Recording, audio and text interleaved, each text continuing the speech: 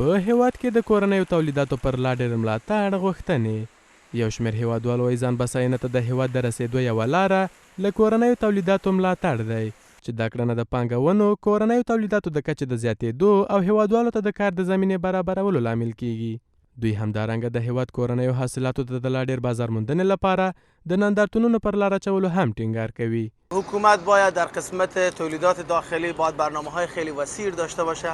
میتونه ایجاد نمایشگاه‌ها در سطح ولایت انجام بده تا شرکت‌های خصوصی و شرکت‌های صنعتی بیان فرآورده‌ها و دستاوردهای و صنایع دستی خود را و اینا به نمایش بگذارن تا میتونن یک بازاریابی خیلی قوی در سطح منطقه داشته باشن که این خود از باعث از میشه که کشور ما، منطقه ما به یک خودکفایی اقتصادی برسه. تولیدات داخلی باعث رشد اقتصاد کشور می شود و همچنان زمینه کاریابی رو برای افرادی که بیکار هستند مساعد میکنه و ما از حکومت امارات اسلامی خواهشمند هستیم که در این مورد فکر بیشتر بکنه و تا ما بتونیم که تولیدات اقتصادی بیشتر در افغانستان داشته باشیم. تولیدات داخلی باعث رشد اقتصاد یک مملکت است و در این خصوص ما از حکومت امارات اسلامی جدا تقاضامند هستیم تا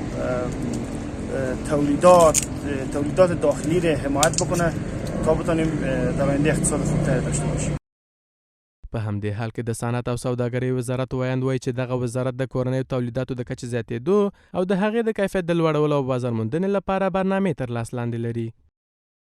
در آینده نیز برنامه‌های روی دست داریم تا محصولات و تولیدات خود را در نمایشگاه‌های کشورهای همسایه و دیگر کشورها به نمایش بگذاریم تا نسبت به امروز بازاریابی خوبی کرده باشیم.